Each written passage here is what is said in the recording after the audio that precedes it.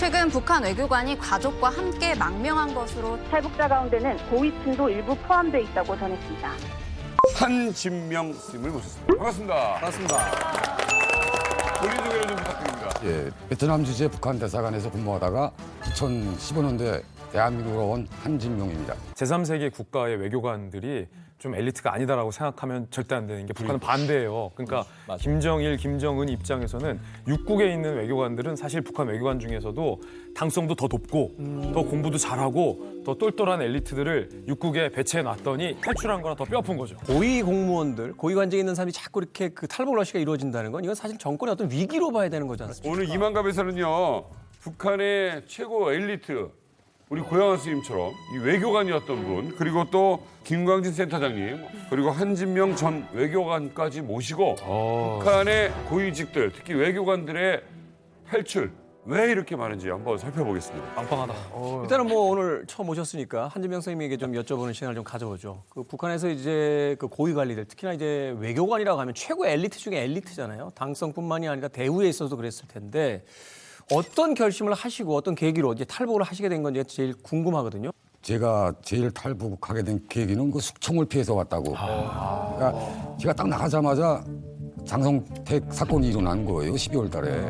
일어났는데 저희 집안이 좀 그 장성택 그 가문하고 좀 가까운 집안이거든요. 그러니까 라인을 보면 장성택이 원래 좀 북한 노동당 청년사업부 했고요. 그러니까 최영희가 중앙사업총위원장을 한 거예요. 그 밑에 같이 한 줄에서 금송학원이나 금송중학교가 있습니다. 왜 금성? 그 교장이 이제 삼촌인 거예요. 그러니까 이 라인이 한순이 다니까 소위서 제가 듣기도 고려텔 만장 가서 매일 술 먹었다고 알고 있거든요. 세 명이서. 친해가지고. 근데 삼촌이 돌아가신 거예요.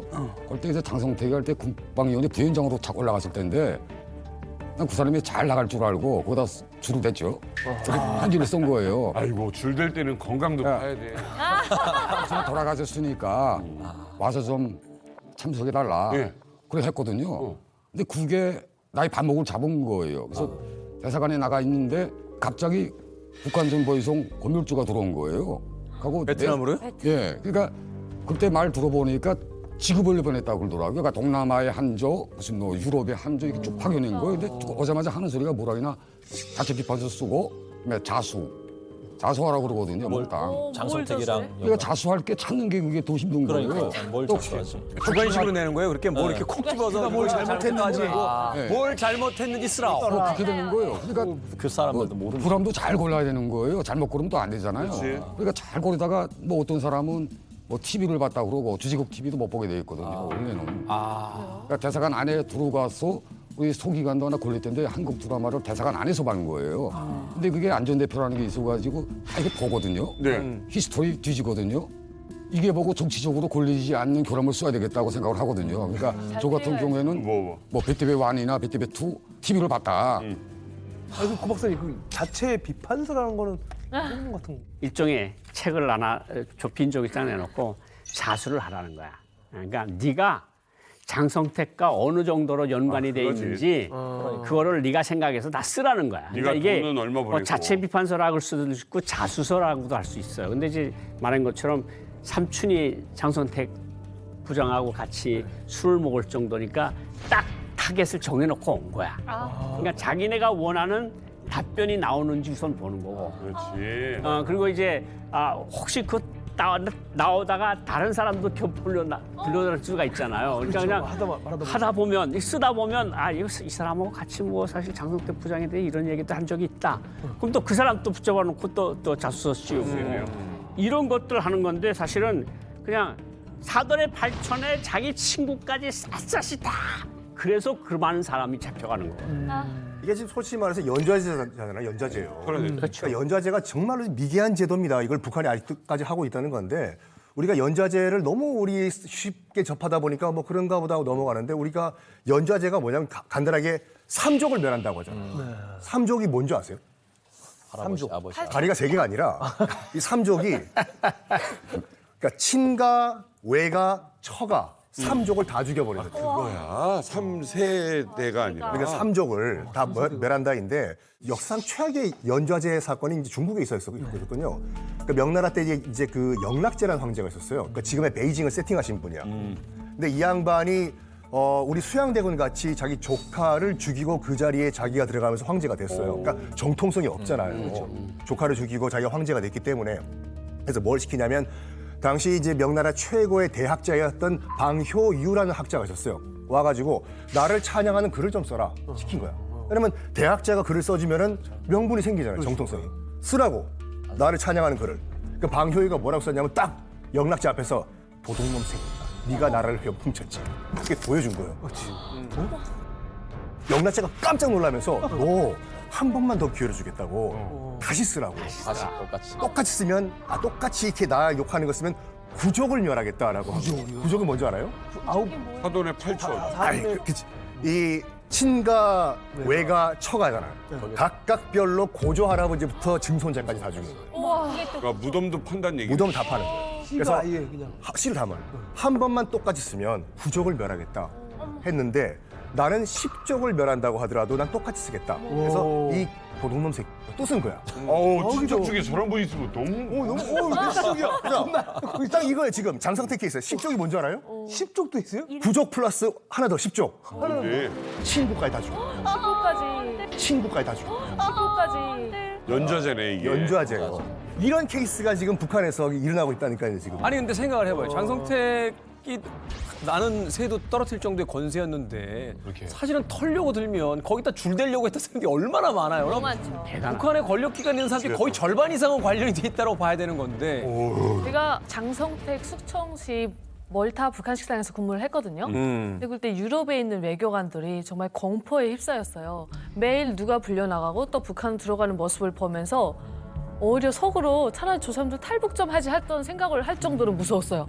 그리고 또 평양에서 멀타 출장 나온 사람들 얘기로는 평양시 전체 공기가 공포에 휩싸여서 그냥 싸늘해졌다고 하더라고요. 근데 심지어 그 멀타 건설회사 사장님이 그냥 장성택과 아무런 관계도 없는데 송이 장 씨라는 이유만으로 북한으로 불려 들어간 거예요. 무슨 관계가 있다고 조사받으러.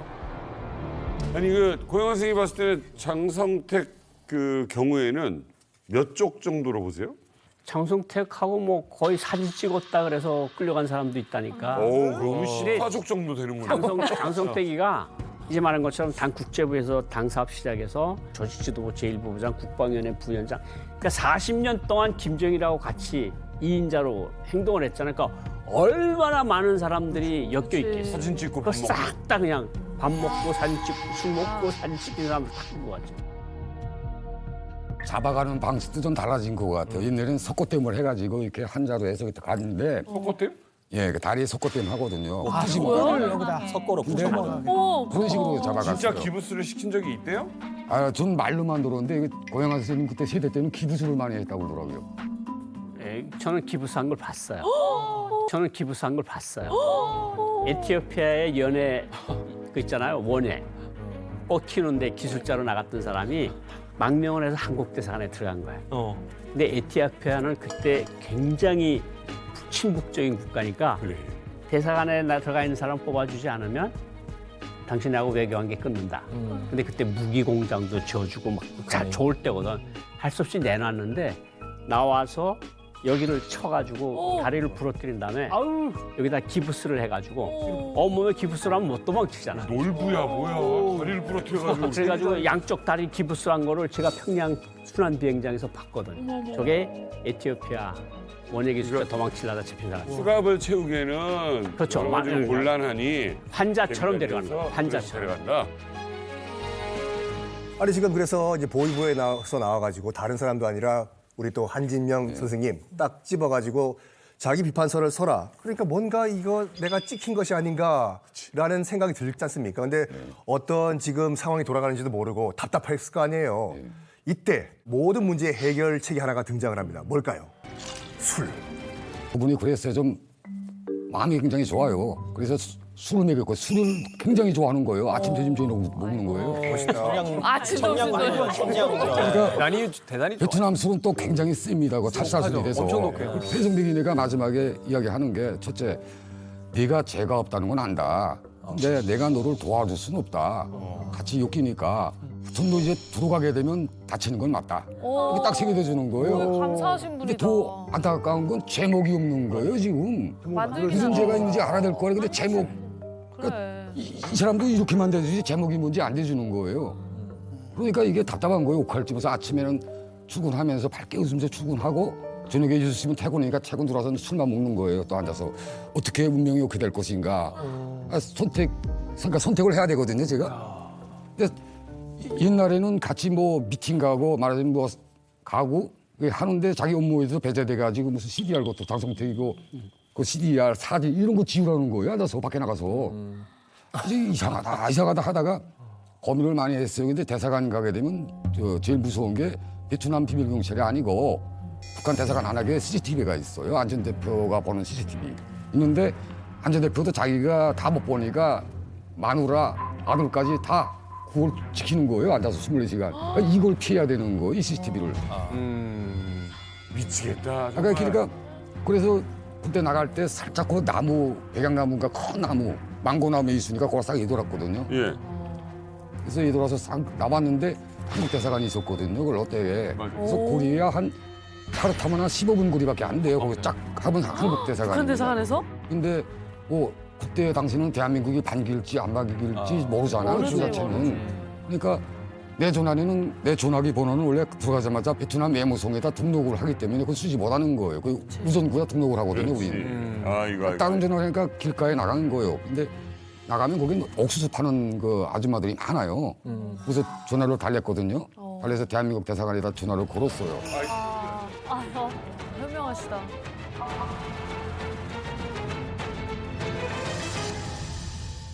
그렇게 해서 한국 대사관에 전화를 건 거예요. 아마 그 한국 대사관 번호를 외우고 있었던 계셨구나. 것 같아요. 그래서 나 북한 사람인데 한국으로 가고 싶다.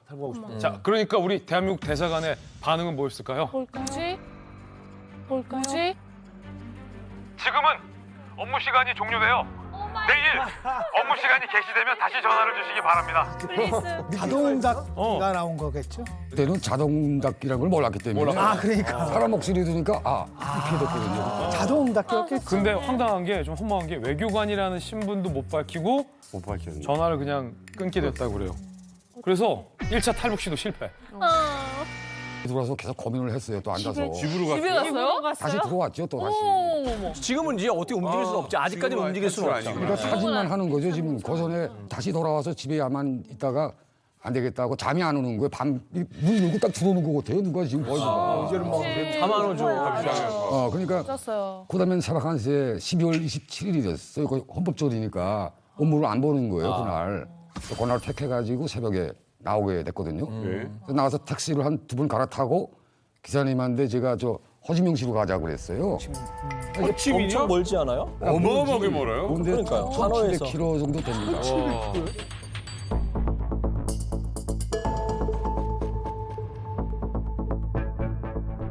한 1000불 주겠다고 그랬거든요, 제가. 100만 원, 130만 원. 1000불 주니까 택시비가. 그 사람 돌게. 시위를요? 왜냐면 그게 멀어요, 원래. 국가가 이렇게 길어서 1,700km예요. 그럴 수밖에 없는 게 그 호치민 쪽은 사계절 더운데요. 하노이 쪽은 사계절이 있어요. 예. 이게 워낙 길기 때문에. 예. 그래서 구분을 식사를 시켰어요, 제가. 갑자기 왜 가니까. 밥을 근데 배고프니까. 하여튼 구분하는데 난 잘 보여야 되는 형편이 됐거든요. 지금 반대로 지금. 아니 그러니까 먼 길 가야 되니까 밥 좀 먹고 가자고. 그러니까 그치 구분하는데 식사시키고 그다음에 나와서 그래도 한번 전화해보자. 대한민국 대사관이다 하고 다시 그 사람 택시기사 전화를 한 거예요. 번호는 항상 암송하고 있었거든요. 암송을 하고 있어요. 암성. 그래서 딱 보니까 새벽 1시 반쯤 2시쯤 됐거든요. 네.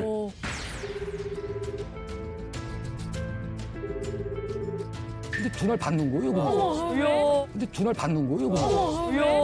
우리 대사관에서. 네, 그래서 깜짝 놀랐거든요. 저도. 이게 난 받지 못할 줄 알았는데 받는 거 그러면 어디로 오라고 유도하시는 거예요. 어디 오라고. 그때는 외교관이란 걸 밝혔습니까? 안 밝혔거든요. 그때도. 안 밝혔는데 가니까 벌써 알고 계시더라고요. 벌써 알고 계시더라고요. 그러니까 대한민국 대사관의 정보력이 대단하더라고요. 전날 자동응답기에 들어온 걸 듣고 비상근무가 들어간 거죠. 그러면 이거 누군가 온다 하고 이제 다 조사를 어느 끝내고. 정도 정보력을 느꼈나. 좋아하는데 이게 영상을 하나 보여주시는 거예요. 근데 저 영상이 어디서 땄는지 난 궁금한 거예요 지금. 어떤 영상이었나요? 그러니까 우리 북한 외교관들이 북한 식당 가서 술 먹는 영상인데 오? 그거 찍어서 그거는 왜 안에 보여줬나? 와, 목소리가 알고 있어요. 요게 지금 그거 안 하게 이제 정착정국도 있고 여러 가지 뭐 외교관 가짜 외교관들이 있거든요. 그러니까 이름을 물어보는 거예요 나한테. 누구 누군지. 그래서 대한민국의 정보력은 대단하다. 대단하네. 그걸 언제 다 옥수수 팔던 베트남 아줌마를 우연히 만났다고 생각하죠. 와. 다음 옥수수 스탠바이. 만약 거기서 안 들렸으면 다음엔 야구르트 아줌마 들어가. 그러니까 야구르트도 지나갑니다. 옥수수의 소재 옥수수 스탠바이. 이게 지금 외교관들이 좋은 정보 킵. 자, 한진명 선생님처럼 이제 정치적인 이유로 숙청을 당할 수밖에 없는 상황이면 목숨을 걸고 탈출할 수밖에 없겠죠. 사실은 이건 뭐 용기의 문제를 떠나서 이건 뭐 선택의 여지가 없는 문제니까. 그런데 해외 공간을 철수시킨다. 이거는 어떤 개인의 책임이나 잘못은 아닌데 그럼에도 불구하고 이제 탈북이라는 이건 사실은 목숨을 걸어야 되는 행위잖아요. 그럼 어떤 극단적인 어떤 선택을 하게 되는 그 이유가 뭘까요? 근데 이제 가장 큰 이유는 이 대사관 수가 자꾸 줄잖아요. 네. 줄지면 내가 나갈 수 있는 기회가 적어지는 거야. 대사관 수가 30개쯤 되면 내가 3년 후에 이 나라를 꼭 나간다. 이게 되는데 이 30개가 10개밖에 안 되면 내가 나갈 수 있는 기회가 3분의 1로 주는 거 아니에요. 그리고 5개밖에 안 남으면 6분의 1로 줄어들고. 근데 이미 나와서 자유를 맛봤어. 그리고 나름대로 그래도 뭔가 세상 냄새를 좀 맡았어요. 근데 이제 축소돼서 들어가잖아요. 내가 다시 나올 수 있을까? 그러니까 이런 회의들이 생기는 거예요. 그렇죠. 그러니까 이게 내가 나올 수 있는 기회가 점점 바늘 구멍처럼 좁아지고 있다. 외무성도 그에 따라서 기구가 축소되는 거예요. 그러면 외무성에서 나가면 출판사 가든 어딜 가든 갈 거 아니야. 뭐가 하나 걸린 거 있으면 시골의 노동자, 임산사업소 노동자 같은 거로 가고 그럼 자기 인생 끝나는 거예요. 그러니까 아무래도 이럴 바에는 차라리 그냥 내가 무릅쓰고 내가 들어가서 잘못되면 노동자로 가면 그 집은 어차피 망하는 집안이야. 그러니까 기대감이 없구나. 아까 한지명 씨가 이야기한 것처럼 내가 잡혀서 들어가나 내가 도망쳐서 들어가나 가족이 받는 처벌은 똑같아. 그러니까 그게 제 새끼 잡아먹는다고 망둥이가 북한이 들어오는 가족들에 대해서만 제대로 좀 대해줘도 본인한테만 책임을 물면 그래서 들어갈래. 이러는데 내가 들어가건 안 들어가건 똑같은 가족이 받는 처벌은 똑같잖아. 연좌제로. 그러니까 자꾸 나오는 거지. 북한에서는 항상 한국 신문당 다 보거든요, 외교관은. 신문 다 보고 다 보죠. TV도 CNN, 뭐 BBC 다 봅니다, 거기서. 그러니까 외부 정보를 이렇게 와닿지 않는 거예요. 그래서 굴러서 느낀 거예요. 근데 베트남에 딱 도착하니까 너무 밝은 거예요, 여기가. 베트남은 크게 못 산다고 생각했는데 우리가 베트남 하노이 밤되면 장관이죠, 장관.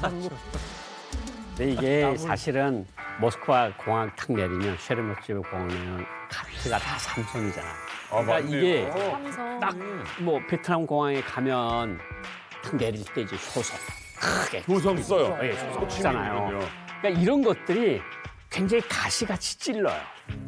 한지명 선생님은 배지는 베트남에서 하고 다니셨죠? 처음에는 저도 하고 다녔어요. 처음엔 모르고. 맞아. 처음에 모르고 하죠. 근데 처음 있다 보니까 이게 이상하게 바라보는 거예요. 베트남 사람들이. 맞아.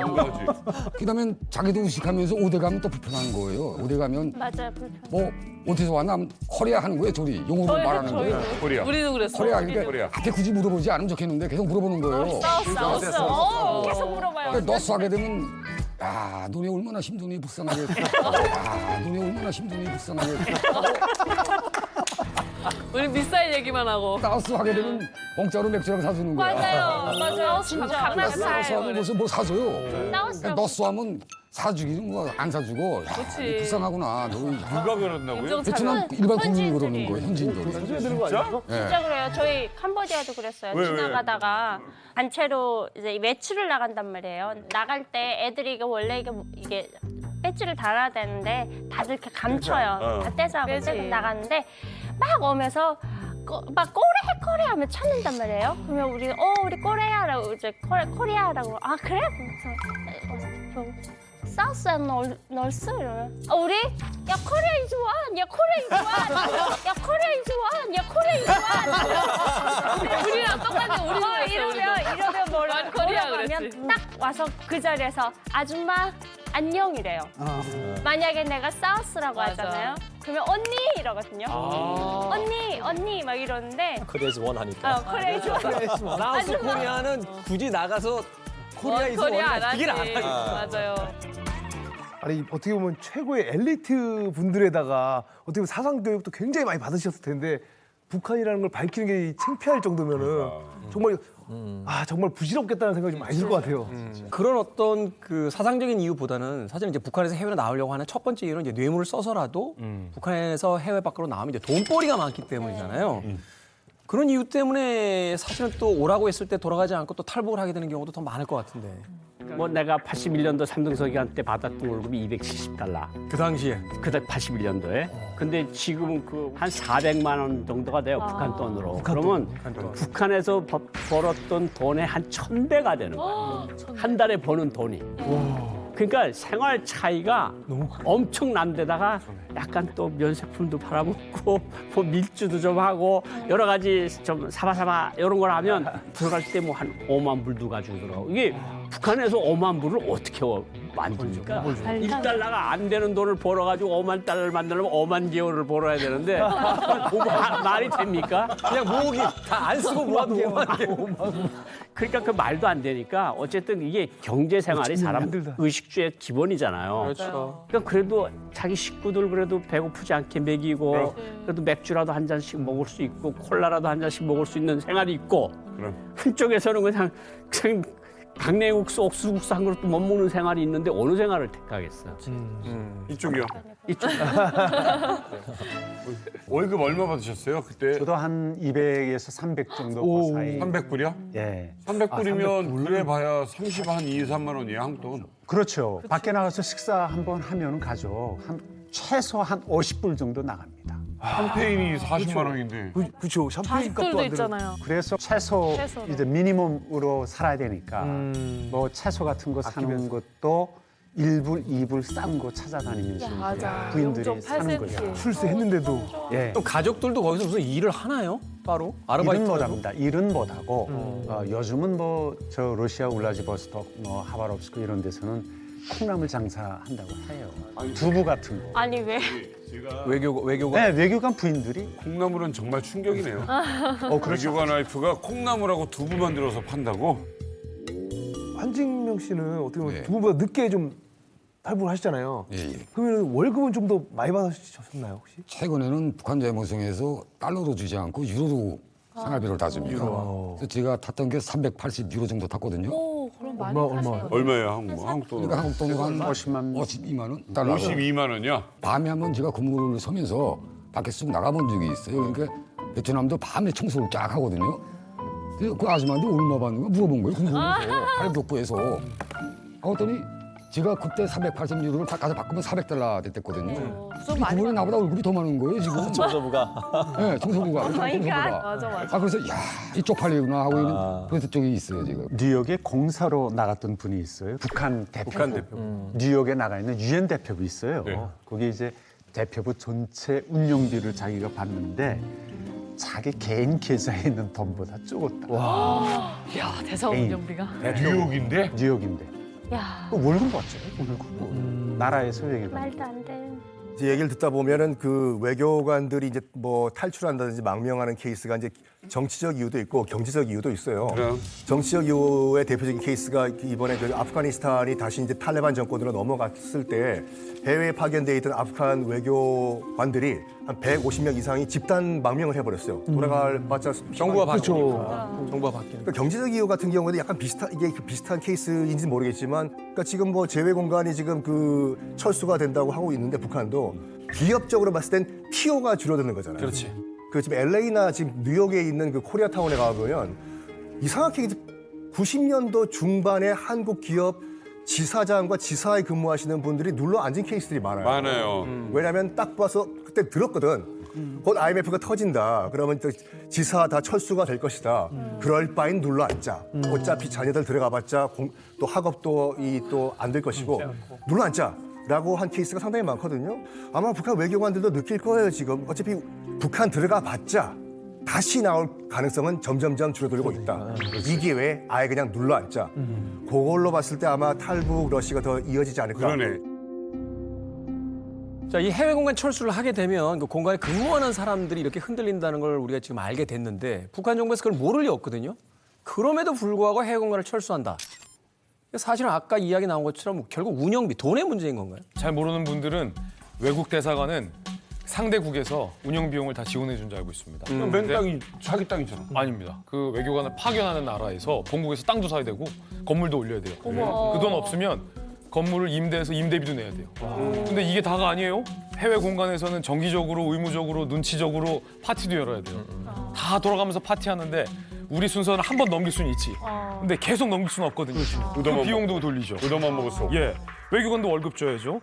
그리고 대사관 건물을 보수 유지하려면 정기적으로 보수 비용이 들잖아요. 정기 기사 같은 것도 비정기적으로 이제 그렇지. 페이를 줘야 되죠. 그러니까 우리나라 외교부가 추산을 했어요. 북한이 번듯한 해외 공간 하나를 정상적으로 운영하는 데 드는 비용이 얼마일까를 우리 외교부가 추산을 했어요. 북한이 연간 최소 10만 달러에서 20만 달러 이상으로 들 것이 추정됐습니다. 공간 하나다. 그러니까 우리나라 돈으로 2천만 원. 북한이 하나의 공간을 운영하려면 1년에 1억 3천만 원 정도 드는 셈입니다. 북한이 이 돈을 마련할 수가 없어요. 최소죠. 최소가 이거고. 한 세대 정도죠. 이게 한 세대.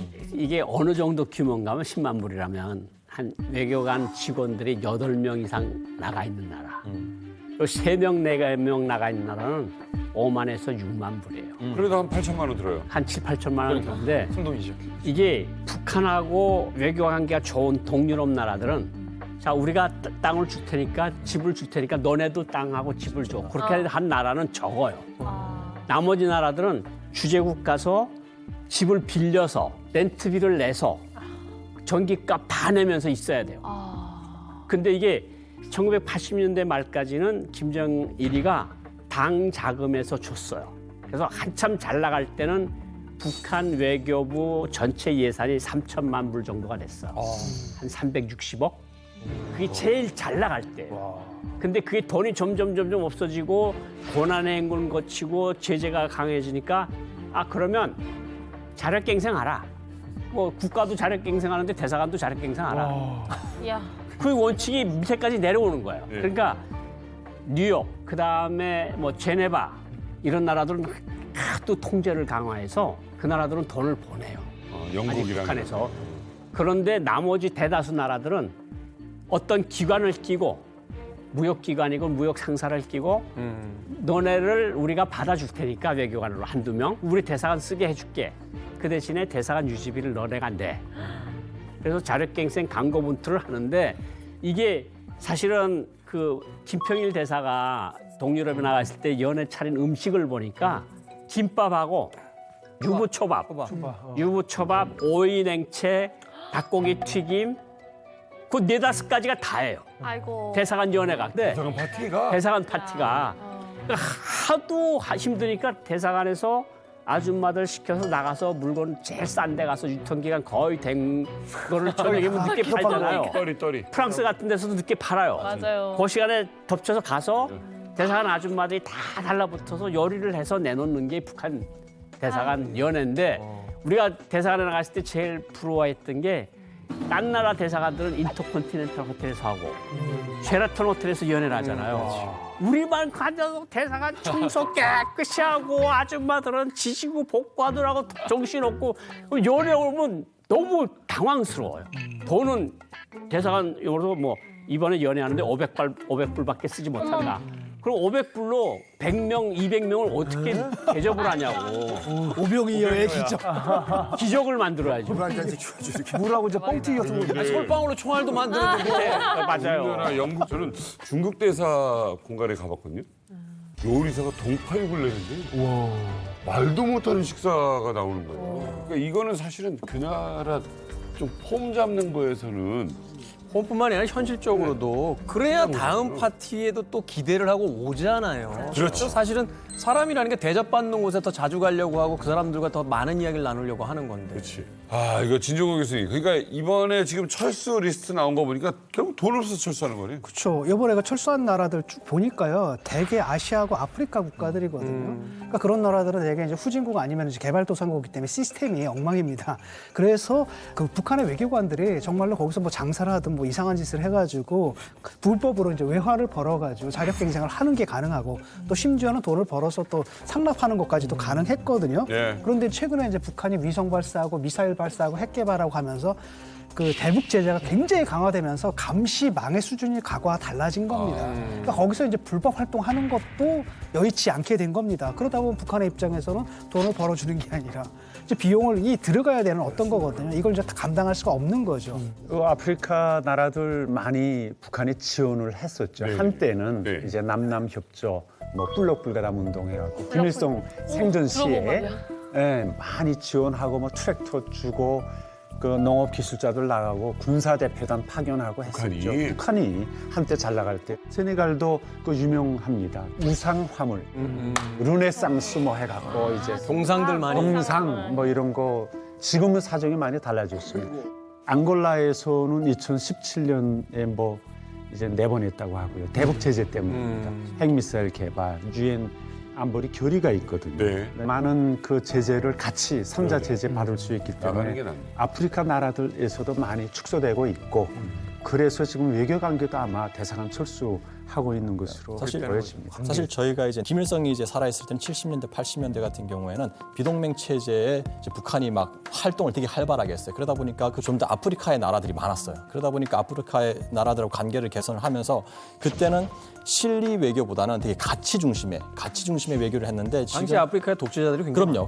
그리고 뭐 냉전이 해체되고 쭉 시간이 지나면서 이 아프리카 나라들이 보니까 한국이 훨씬 더 매력 있는 거예요. 한국이 훨씬 그 나라에 들어가서 원조를 하고 개발을 하고 하다 보니까 코리아 하면은 북한이 아니라 이제 한국인 거예요. 그러다 보니까 어떤 문제가 있냐면은 사실 외교관이라는 것은 그 지역 주민들의 관계를 잘 맺는 것도 핵심이고 또 지역 주민들의 지지가 필요하거든요. 근데 지역 주민들의 지지는 뭐냐면은 이미 북한하고 한국이 체제 경쟁에서 이미 결과가 나왔잖아요. 한국이 이겼잖아요. 한국이 원조도 많이 해주고 한국이 그 지역사회 커뮤니티 발전을 위해서 뭐 운동장도 만들어주고 뭐 축구장도 만들어주고 이러니까 그 사람들이 대한민국으로 박수를 치는 거예요.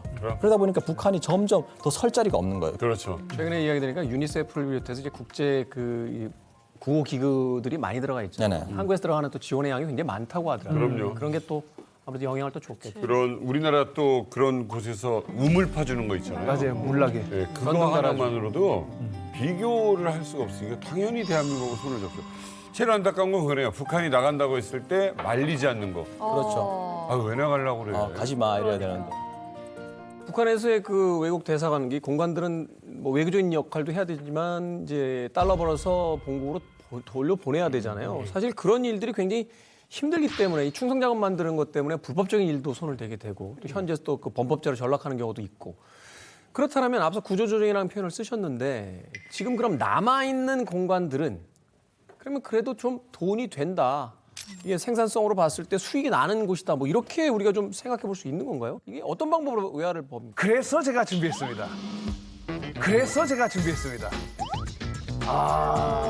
자, 외교관들의 눈물겨운 자력갱생 이 노하우들을 제가 이 지도에 한번 담아봤는데요. 일단 첫 번째로 우리 또 한진명 씨가 근무했었던 동남아 어디죠? 동남아 어디죠?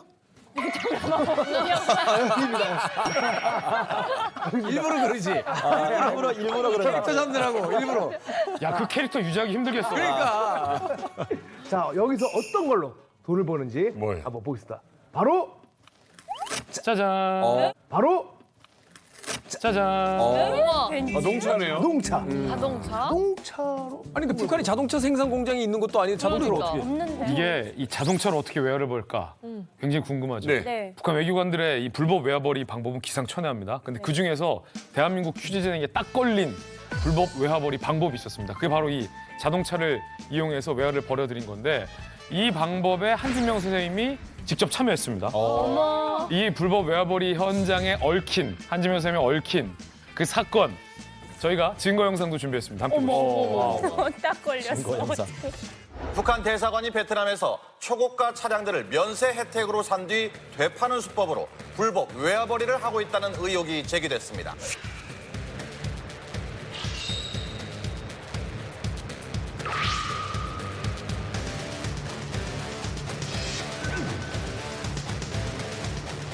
외교 차량 NG.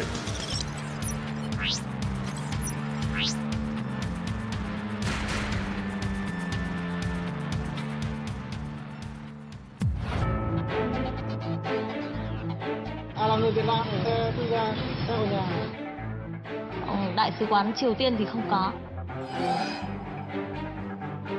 어머 대박이다. 번호판까지 팔았단 얘기야? 차량을 베트남 사람들이 타고 다닌다는 얘기가 있어가지고요. 어디서 알지도 못하는 소리를 듣고 왔었더라고요.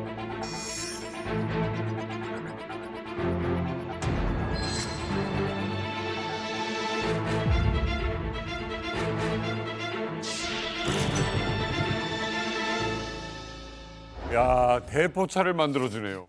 왜냐면 외교관에게는 면세 혜택이 있으니까 북한 외교관 입장에서는 면세가로 산 다음에 조금만 올려받아도 그게 다 불법 외화벌이 자금이 되는 거죠.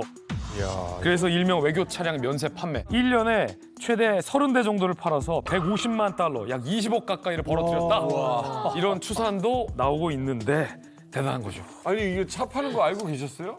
저 차가 지금 내 차거든요. 저 63mm 스코가. 저 차가 지금 내 차거든요. 진짜요? 저 차 내 차를 갖다 찍어놓은 거예요. 그러니까 어머머머머. 차라리 뒷주사 59를 좀 지우던지. 어떻게 판 거예요 이게? 누가 저게 팔았어요? 오케이 차를 사는가 1대1이에요 세금이. 근데 북한 사람이 돈이 없잖아요. 그러니까 브로커 끼야 되는 거예요. 또 정식돈을 써야 되는구나. 그러니까 베트남 돈주한테 가서 붙여야 되는 거예요. 근데 이 돈주는 누구도 안 되세요. 그러면 그 사람들 돈을 먼저 받아가지고 이 사람이 사는 거예요. 사고 갖고 오면 그 차를 이제 말하자면 번지다 빼고 나머지를 나눠 가지는데 몇 대 나눠 가지겠죠. 근데 한 50대가 지금 돌아다니거든요, 그게. 와. 북한 대사관 직원은 몇 명 안 되는데 대사관 차량만 50대. 어떤 식으로나 요건은 무조건 대사관에 맞춰야 되죠. 네. 그러니까 직원으로 등갑을 하는 거예요. 그러는 거예요. 내 차가 나온 거. 쿠바나 캄보디아, 북한이 너무나도 차를 팔아먹으니까 본인이 외교관증 가지고 딱 와야 차 넘버를 딱 주는 거예요. 그러니까 이 사람들이 할 수 없이 나한테 찾아온 거예요. 대사하고 참사하고. 이제 네 외교관증 달라 하면 안 줄 것 같으니까 가자. 가더니 내 차라고 딱 하나 있는 거예요 벌써. 차가 있어요 벌써. 저쪽에 다인 거예요. 차 살 돈이 없는데.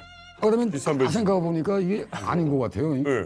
그래서 대사를 한번 찾아갈게요. 찾아가서 대사는 차 이때까지 많이 팔아먹지 않았나. 나도 이제 딸랑 한 대인데 나도 수사하고 그랬지. 근데 이 수트를 꺼내놔요. 다 몽땅 뭐 무슨 명분이 있어요. 몽땅 뭐 충성자금 뭘 바치고 다 있더라고. 네. 그렇게 하면 너네가 이때까지 50대 이상 팔아먹은 거 북한 노동당에 보고하겠다 그랬지. 신수하겠다는데. 신수한다. 그렇게 하니까 깜짝 쫄은 거예요. 그러더니 돈 가지고 완 거예요. 처음에 먹으니까 5천 달러가 큰 줄 알았어요. 그땐. 5천 달러? 받았지. 600만 원인데. 그 미국서기관 아주머니가 이야기하는 게 야, 저 차면 5만 달러는 받았을 거다. 네가. 무슨 어찌 바꾸고 아이냐? 네가 뭐 이렇게 된 거예요. 속았어. 역시 아주머니들이. 10배로 더 받았을 텐데. 지금 이거면 한 2억 6천만 원 정도. SUV의 AMG. 예. 한 3억 가까이 되는 차거든요. 팔아도 좀 뭔데 팔지. 대사관 앞에 있는 집주인한테 팔은 거예요. 그러니까 저 차가 대사관 앞에 딱 계속 서 있는 거예요. 그러니까 대박이다. 5만 달러가 계속 거기 있는 거야. 오지 않으면 욕심이 없어지겠는데. 딱 화가 나겠네. 볼 때마다 화가 나겠네. 화나죠. 딱 가슴 앞에 세우니까. 바로 옆에서 그냥. 지금은 내 무서워하나 저게 마약이나 어떤 데 이제 동원이 되게 되면 하여튼 대사도 목 잘라나잖아요. 그렇죠. 그러니까 지금은 안 하는 게 아니라 최대한 조심하죠. 그러니까 열 대 했다면 지금 한 대 해야지 지금은. 근데 싱가포르는요. 이게 국가 청렴도가 세계적 수준이고 이거는 어려울 거예요. 싱가포르도 하죠. 아이고. 싱가포르 어려운데? 싱가포르 같은 경우에는 뭐 다른 데보다 훨씬 비쌉니다. 이게 차가. 어마어마하게 비싸죠. 우리 중형, 5억이에요. 국산 중형 뭐 SUV가 한 3,500만이면은 베트남 한 5,600. 600만, 싱가포르는 한 2억 정도. 맞아요. 싱가포르는 한 2억 정도. 맞아요. 예, 엄청나구나. 차량 취득 권리증까지 1억 해야 돼요. 그래서 차 한 대 내가 딱 해서 하면은 그냥 나는 다른 돈벌이 안 하고 철수할 때까지 가만히 있다가 그 돈 야. 가져가도 되거든요. 그걸 뺏겼으니까 뭐 엄청난 거죠, 사실은. 예를 들어서 그런 거예요. 이제 불법적인 외화벌이를 하잖아요. 근데 그 영웅하고 반역자 차이는 종이장 한 장 차이예요. 그게 무슨 소린가 하면 자동차를 팔던 뭘 팔던 걸리지 않고 김정은한테 돈을 바치면 영웅이에요. 영웅이지. 근데 신문에 나거나 추방되는 일이 생기면 그건 반역자예요. 오 마이 갓. 안 걸리면 되는구나. 자, 다음은 이제 동남아시아뿐만이 아니라 네. 이번에는 또 이 웨어버리를 하는 곳이 또 있는데요. 자, 이번에는 바로 유럽입니다. 유럽. 유럽. 이 유럽에서는 48만 달러, 거의 6억 가량의 수익을 낸 곳입니다. 보시겠어요? 바로 뭐야? 뭐예요? 장소 대관입니다. 장소대관? 내가? 독일의 일인데 그 북한 대사관을 아예 그 유스 호스텔로 이용을 하고 뉴스 호스텔이요? 봐. 시티 호스텔 벨린. 실제로 이제 방문한 사람들 말에 따르면은 이제 건물에는 저렇게 시티 호스텔이라고 써 있고요. 네. 그래서 이용하는 사람들은 저게 북한 대사관이 사실을 전혀 모르는 겁니다. 그러니까 대사관 건물에 인공기가 걸려 있어야 되잖아요. 네. 인공기는 저기서부터 한 20m, 30m 정도 떨어진 데 있어. 연결을 못 시켜내는 거예요. 그래서 사람들이 볼 때는 그냥 길바닥에 서 있으니까 다른 뭐 유스 호스텔하고 똑같은 거다라고 생각하는 건데 전혀 느끼지 못했다는 겁니다. 그래서 독일 매체들에 따르면은 현지 업체가 북한 대사관하고 계약을 맺은 거죠. 그래서 월에 4만 달러, 임대료 4만 달러를 주고 현지 업체가 그럴 때 운영을 하고 있는 거죠. 아니 신박하네요. 그러기에는 수입이 너무 좋아. 일단 달러면은 자, 평점부터 전해드릴게요. 평점이 있어요? 평점이 있어요. 여행 예약 사이트에 이곳이 굉장히 소문이 났어요. 700개가 넘는 후기가 달렸고요. 평점 5점 만점에 3.5점 이상입니다. 전반적으로 호스텔 3.5면 높은 건데. 만족스럽다는 후기인데 일단 위치가 너무 좋다. 매년 12만 명 이상 다녀간 인기 호스텔이고 두 번째가 숙박비가 저렴하다, 청결하다 등의 반응이 있습니다. 숙박비가 8인실 기준 1박에 10유로밖에 안 됐어요. 그러니까 베를린 중에서도 반드시 가야 하는 여행지와 인접한 노른자 땅에 저 북한 대사관이 있었는데 5층 건물에 침대를 몇 개 돌렸냐면 435개 침대를 돌렸어요. 5층이에요? 5층 건물에. 그러니까 이 북한 대사관 입장에서는 이거를 그냥 뉴스 호스텔로 쓰는 게 낫죠. 그 외교 공고하는 임대업으로 운영해서 돈벌이를 하는 것은 제네바 협약 위반입니다. 일단 하면 안 돼요. 근데 실제로 아직까지 뭐 이 임대업을 하고 있는 실제 케이스가 있는데 바로 주 불가리아 북한 대사관이에요. 이 대사관 부지 안에 있는 건물과 또 조금 떨어져 있는 옛 공관 건물 2개를 지금 임대업을 돌리고 있습니다. 테라 레지던스라는 이름으로 지금 영업을 하고 있는데 어머머머머. 자, 보십시오. 예식장으로 지금 대여를 해주고 너무 있습니다. 예뻐. 잡지, 매거진, 포토 촬영, 뮤직비디오, 파티까지 열고 있어요. 괜찮은데? 괜찮아요. 하네요 진짜. 근데 파티를 너무 많이 열어가지고 이제 주변에서 이 민원이 들어오는 거예요. 아니 너무 시끄럽다고. 그럼에도 불구하고 계속 파티장으로 지금 임대업을 하고 있어요. 불가리아가 또 어떤 나라입니까? 김일성의 그 전쟁 고아를 제일 처음에 받아준 나라가 불가리아예요. 혈맹 관계였어요. 그래서 북한과 그거 문제는 우리가 낄 문제가 아니기 때문에 알아서 해결하세요라고 하면서 불가리아 정부는 발을 빼고 있어요.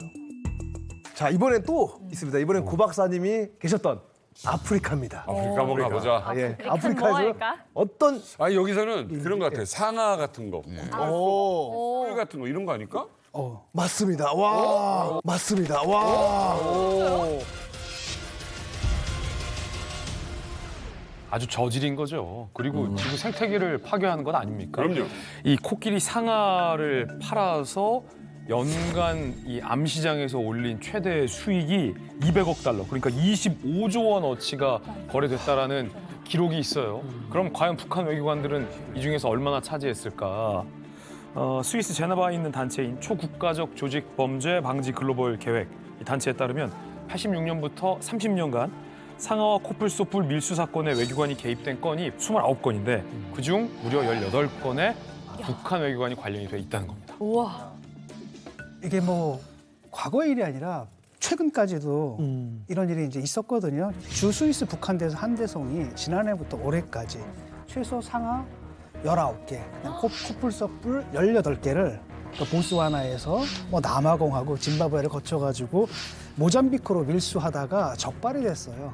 그래서 결국 이제 조사를 받기 시작했거든요. 근데 이제 이분 같은 경우에 1992년에도 코뿔소뿔 그거 다루다가 걸려가지고 그다음에 추방된 정력이 있거든요. 예. 이번에 또 걸린 거예요. 그래서 조사받다 말고 그냥 바로 피신한 상태입니다. 이거 진짜 나쁜 짓입니다. 근데 사실 저게 이제 동남부 아프리카, 그러니까 잠비아, 짐바브웨, 탄자니아 그쪽에서 많이 하거든요. 그쪽이 코뿔소가 많이 나와요. 근데 코뿔소는 킬로그램당 어떤 때는 한 2,000불. 그 코뿔소 하나가 보통 한 2, 3kg 나갑니다. 이 뿌리. 그러니까 그 뿌리를 얻겠다고 코뿔소를 죽여요. 그래서 그걸 파가지고 무게를 줄이기 위해서 대사관에서 말려요. 그걸 이제 트렁크에다가 실어가지고 외교 신서물로 중국 쪽으로 보내면 진짜 나쁘다. 이게 홍콩이나 마카오 등지에서 이게 혈액암에 좋다고 소문이 나가지고 중국 사람들 거기 가면 그게 2, 3kg짜리 하나가 2, 30만 불씩 뛰어요. 그러니까 그게 갔다 오면 100배 남는 장사야. 100배나. 이게 북한 대사관만 가져가면 떼돈을 버는 거야. 자기네 사람들도. 그러니까 총을 AK 소총 하나씩 북한이 준 거 많으니까 거기서 쏴서 죽이는 거야. 그러니까 밀렵꾼들을 발견하면 헬리콥터로 잡아요, 이제. 무조건 사살하라 그러는데도 아직도 하고 있어요. 저거. 저거 상하 장사를 조직적으로 했어요. 강석주가 자기가 있을 때 자기 그러니까 말하자면 소기를 우간다로 내버린 거예요. 그래서 우간다 가서 다른 옆에 나라는 몽땅 소각 장사를 못하게 만들어놓은 거예요. 요 나라만 딱 하라고. 판매처가 중국이거든요. 저거 다 몽땅. 중국 서안집으로 귀국하면서 이게 상하를 완전 포장해서 갖고 공항에 내린 거예요. 북경공항에. 근데 상하가 이게 삐죽 나오지 않았어요. 그러니까 뚫고 나간 거예요. 밖으로. 아이고. 그러니까 중국이 뭐 형제국으로 앞만 봐주려고 그래도 상하 뿌리가 이게 밖으로 나왔는데 그걸 봐줘. 보이는데 이거를. 그러니까 가져나가는 그때 뉴스에 나오지 말아야 되는데 나왔으니까 현재 그래서 혁명화가 됐거든요. 다음은 바로 남아시아입니다. 남아시아. 이 남아시아에서는 어떤 걸 파냐면은 불법적으로 활발히 지금 팔고 있는 거거든요. 바로 이겁니다. 이겁니다. 고기와 술입니다.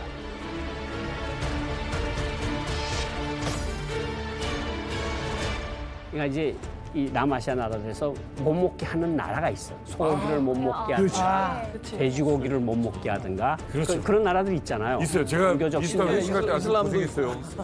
그런 무슬림들을. 그러니까 그거를 갖다 파는 거야. 자기가 직접 도축장까지 하고 있어. 자기가 직접 도축장까지 하고 있어. 그래가지고 술하고 같이 섞어서 파는 거야. 누구한테요?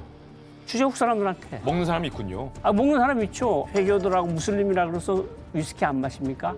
위스키 다 마시거든요. 근데 그거를 딴 데서는 살 수가 없는데 저 북한 대사관 찾아가면 문 두들기면 있어요, 그게.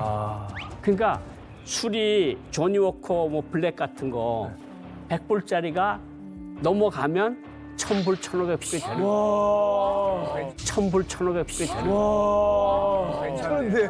그러니까 차리지 다 있어. 007 가방 있죠? 요 서류 가방. 예. 거기 이제 6병이 들어가거든요. 6병을 딱 들어가면 티켓값, 호텔값 다 나오고도 몇천 달러를 벌어요. 근데 외교관이니까 지급을 안 주시잖아요. 장난이니까. 그러니까 그거를 처음에 소소하게 하다가 그럴 거 없이 그냥 컨테이너로 박스로 들어가자. 점점 커지는 그럼 거지. 거기도 내려가서 거기도 팔자. 그럼 뭐 고기 도축시켜서 남한테 돈 벌어줄 거 있냐. 우리가 직접 아줌마들이 고기를 도축을 해가지고 거기까지 팔아먹는. 그렇게 해서 판 돈이 뭐 한 1,200만 달러가 돼요. 그걸로 1,200만 달러를 버는 거야. 150억. 실제로 이제 그 파키스탄 나라 같은 경우에는 무슬림이 97%이기 때문에 술을 파는 것이 금해요. 근데 이제 파키스탄에 파견된 이제 북한 대사관 직원이 도둑 맞았어요 하고 파키스탄 정부에 신고를 한 거예요. 그래서 파키스탄 정부가 나와가지고 어떤 거 도둑 맞았는지 체크를 하는 거예요. 체크를 하는데 위스키 100상자, 와인 201상자, 데킬라 9상자, 그리고 주류 약 450상자가 포함됐다라고. 아니 이야기해요. 그러면 뭐 화형병 만들려고 그런 거예요? 면세로 사가지고 이렇게 몰래 파는 거죠. 그러다 보니까 이 나라 같은 경우에는 주류가 금지됐잖아요. 근데 수요가 또 있어요. 그러니까 부르는 게 값인 거예요. 그래가지고 또 여기에 또 한 가지 더 더하면 뭐냐면요. 밀주를 만들어요 또. 술을 만드는 거. 아, 그건 또 북한이 농택이 잘 만들지. 그러니까 이게 뭐냐면 병갈이라고 해가지고 그 뭐 위스키 병, 와인병 해가지고 자체적으로 술을 섞어가지고 넣어서 밀봉해서 파는 거예요. 와. 이렇게까지 외교관들이 장사하고 세상에 이거 진짜 생태계 파괴까지 하고 이래서 되겠습니까? 그런데 또 김정은 생일이나 뭐 이런 게 있으면 외교관들 더 바빠질 거 아닙니까? 그렇죠. 심지어는 이제 한 달 있으면요. 북한 최대 명절 중에 하나라고 하는 이 광명성절이 있어요. 김정일. 김정일 생일이란 말이에요. 충성작업도 보내야 되잖아요. 죽으라고 이제 외화벌이 해야 되는데 앞서 잠깐 그 얘기 했습니다만 이건 국가가 아니라 김정은을 중심으로 한 그 일파의 어떤 조직을 위해서 복무하는 조직원들 같다는 생각이 들어요. 국가의 어떤 마피아 두목이고 그러니까요. 외교관들은 마피아 조직원들이에요. 그러니까 술도 팔고 고기도 팔고 마약도 팔고 다 파는 건데 사실은 외교관들 생활은 또 그렇게 쉽지가 않아요. 저 여기 와서도 치킨을 잘 안 먹는데 왜요? 왜요? 맛있는데? 왜냐하면 내가 있던 나라에 이스라엘 사람들이 닭농장을 만들어 놔서 치킨이 제일 싸요. 근데 우리는 유효 기간이 거의 다 됐거나 하루 이틀 지난 닭을 싼 값으로 큰 이런 버치라 그러죠 북한 말로. 그거로 가서 봉고차를 가지고 가서 싣고 와서 집집마다 나눠주거든요. 그러니까 치킨을 한 4년 먹다 나니까 이제 저녁마다 치킨이야. 통풍 걸리겠다. 그러니까 진짜 치킨 보기도 싫은 거고 그리고 외화벌이라는 게 사실 쉽지가 않아요. 주재국 정보국에서랑 보거든요. 이걸 어느 선을 넘을지 선을 타고 넘어야 되는데 요거를 선을 어디로 정하는지가 굉장히 중요해. 명절 오면 대사들이 제일 신경 쓰는 게 충성의 물품을 어떻게 보낼 것이냐. 선물을. 저기는 이번에 뭐 거북이알을 보냈다는 저기는 이번에 뭐 거북이알을 보냈다는 저도 탄자니아에 거북이알 구하러 갔댔어요. 거북이알이 뭐에 좋대요 남자 스태미나에. 그리고 저도 벌꿀 천연 벌꿀 딸에 열대 우리배들 갖다 벌한테 쏘인 적도 있고. 그러니까 이게 대사관이 4월 15일이나 2월 16일이 되면 이번엔 뭘 해야 되나 도대체. 그러니까 머리 쓸 게 너무 많아. 그러니까 돈도 좀 세이브해야지, 충성의 자금도 바쳐야지, 충성의 물건도 바쳐야지. 그거 말고도 많아요. 바치는 게 김일성, 김정일 기금, 그다음에 뭐 인민군대 지원, 송군인들 지원하면서 계속 돈 내라 그러거든요. 그때는 어떻게 하는 줄 알아요? 다 모여놓고 이제 외교관들만 모여놓고 이제 당비서가 참사가 이야기를 해요. 자 이번에 이런 김일성, 김정일 기금이 있으니까 지원을 하자 그래요. 그러면 꽁땅 눈치만 보는 거예요. 기준이었거든요 지금. 그러니까 누가 하나가 이제 500달러 하게 되면 다 500이 되고 다 눈치 보는 게 아니라서 누가 내는 거 보고 그렇게 되는 거예요. 그러니까 뭐 안 내진 못하잖아요. 왜 들어가면 이제 노동당 방생할지도 가서 내가 지원금 얼마나 받았고 총화 받아야 되잖아요. 거기 가서 나 지원금을 받았고 뭘 업무했다고. 그러니까 딱 눈치 보다가 내 직급이 좀 참사하니까 500달러, 난 속이 가니까 한 300이면 되겠지? 하고 이렇게 발라서 맞추거든요, 이렇게. 근데 보험 청구가 궁금합니다. 보험 청구가 도는 데예요. 정보가 중요한데 정보. 말 한 장을 선물을 했어요. 말 한 장. 말 한 장. 와. 말을 타니까. 명품이에요. 말 타는 거 아는 사람만이 해요. 그렇죠. 그다음에 김종일 때죠. 그 군 장군들 만나면 이제 작전 회의 하지 않습니까? 지시하고 그 레이저 빔. 진짜 사무용품 하는 데서 다 파는 건데. 아니 근데 평양에는 그거 없거든. 그렇죠. 그리고 그 척이 나왔을 때 척이 아이디어죠. 요거 선물하면 좋아하겠다. 놀래지. 내 주변에 좀 간부들 그 사람들 해서 그 치하 받은 적이 있었는데 그게 이제 김정은이 방침 받으면은 치하 방침이라고 하거든요. 말씀 같은 거 받으면 최고의 훈장입니다. 그 사람의 미래는 그냥 쫙쫙 다 이제 칭찬받는 게 보장이 되죠. 그럼 센터장님은 그 돈을 좀 바치신 거예요? 아니 우리는 뭐 보험 청구에서는 혁명자금 마련을 해야 되니까 뭐 온갖 사기 이런 거 쳐가지고 온갖 사기. 사기 1년에 사기. 한 2천만 불. 뭐 북한은 국가가 사기치고 뭐 노동당이 사기치니까 1년에 합쳐서 이제 2천만 같이 하는 거죠. 예, 2천만 불 해서 200억 정도. 김종일 생일 때 생일 때 현찰로 이제 바쳤어요. 생일 때 현찰로 이제 바쳤어요. 야, 현찰. 와. 1천만 불인데 그 이제 비용이 들거든요. 그게 해외 은행에서 인출하면은 그 수수료가 들어가요. 이거 현금을 나르는 건 좀 비용이 비싸니까 계좌 이체로 시키겠다 했었어요. 근데 현금 가져와라. 달러로. 100불짜리 신권. 매년 2천만 달러면 어떻게 이렇게 현금을 이렇게 벌 수가 있는 거예요? 이 보험 사기 하는데 그 중에 가장 유명한 일화가 하나 있어요. 이제 뭐예요? 런던에서 영국에서 재판이 있었던 사건이죠. 2008년인가 9년인가. 근데 우리 보험 회사가 이겼습니다. 새쌍둥이 그 산모를 태운 헬기가 평양산원으로 가다가 추락했는데 이제 국제 그 지원 창고 그거를 전소를 시켰다고 이제 스토리를 만들었어요. 전소. 스토리를 만들었다고요? 거기 떨어졌어. 거기에 떨어져서 다 불타버렸는데 이게 이제 사진 찍고 그다음에 헬기 추락한 것까지 다 있어요. 화재 난 거 다 있고 리스트업을 했죠.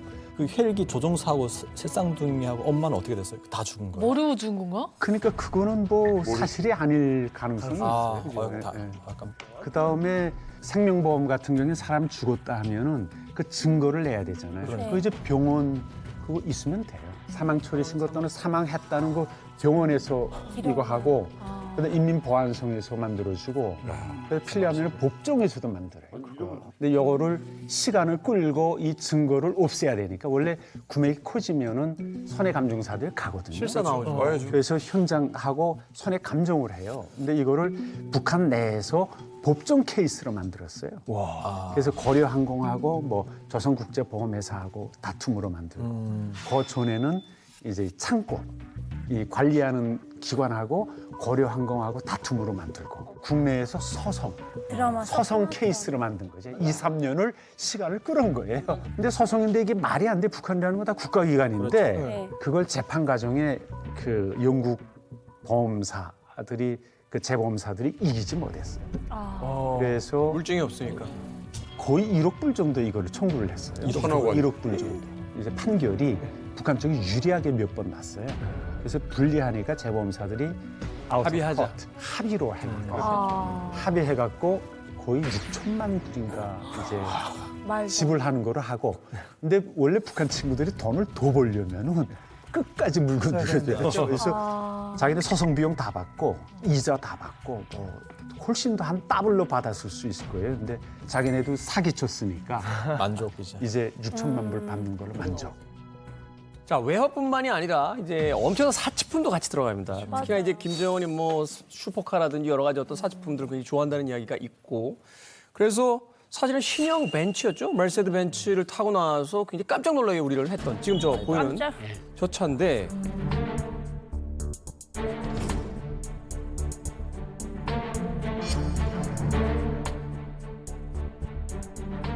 현재 지금 대북 제재 중이란 말이에요. 그렇죠. 저런 사치품들은 어떻게 도대체 그 망들을 뚫고 들어가는 거예요? 이번에 이 저 벤츠 차량이 어떻게 삼엄함 경비를 뚫고 북한까지 들어갔는지 루트가 공개됐습니다.